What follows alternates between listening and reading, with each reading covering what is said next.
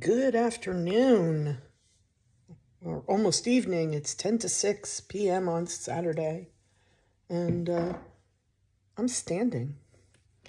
So there's no chair behind me.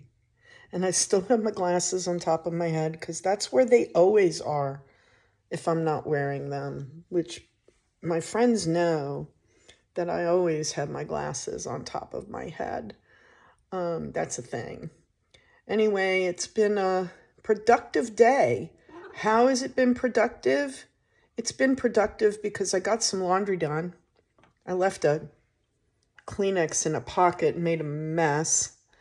But the laundry is done and I did it in a good way.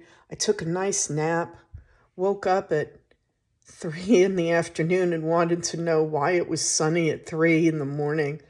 So it must have been a really good nap. I'm sorry, my cat is being my cat. Um, Here she is. Oh, hang on. I can't do that. I forgot. There she is. Being a cat. Yeah. So, I've learned a lot of stuff over the last week or so, 2 weeks. For example, a lot of restaurants have throw rugs and mats out, all over the place when you come in and whatnot. And the answer and my question is why? Why do you have so many? I guess they do it so that if somebody spills something, but try putting a walker over those things, or someone who has trouble walking.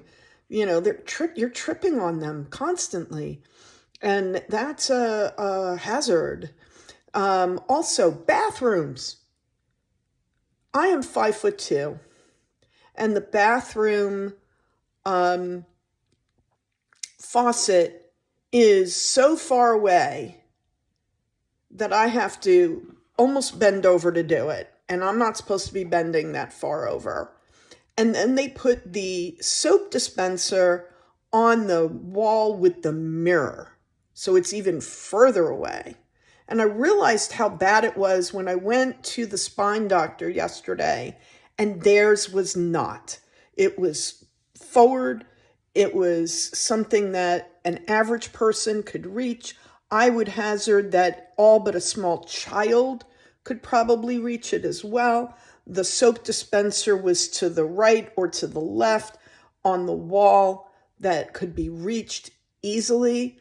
And I know that places are trying to be aesthetic, but don't be so aesthetic that the average person can't reach it, let alone someone with a disability or a handicap that keeps them from doing that. A couple other things that I've noticed since I've been, a little bit motion and range restricted. You can't do doors.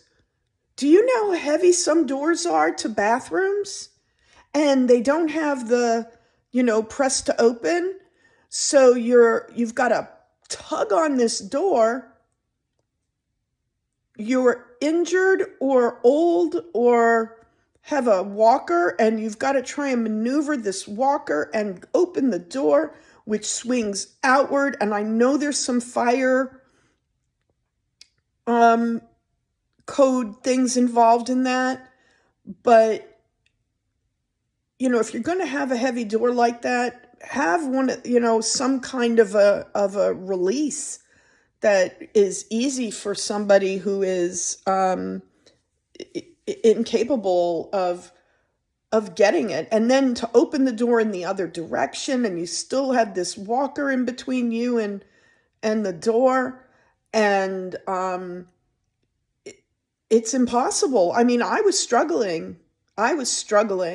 And then, of course, when I didn't have the walker, because I was out yesterday without my walker, and the doors are so heavy and I'm trying to push them open, or pull them open, and it really put a strain. It put a huge strain. Um, I, I never realized. I mean, I've noted that, oh man, this is a heavy door.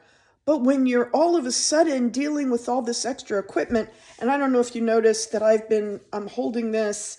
This is the best thing if you are mobility restricted. You can use this to help pull up your bottoms when you're in the bathroom so you don't reach over. You can use it to help pick things up that you drop that you can hook it into. There's also a grabber, and the grabber works really well for that kind of thing. But this thing, really, really good. This one comes apart so you can put it in a bag, and it has this hook on the other side, which I haven't found much use for. But this side I use every day, multiple times a day to help. I used it with the laundry because I was able to stick it in the washing. I was sitting, I was able to stick it in the washing machine and pull out laundry, and if it fell on the floor, I could pick it up and put it in the dryer. And it worked really, really well. And I'm sorry, again, I'm very amateur. There is no performance here other than just me and a cell phone.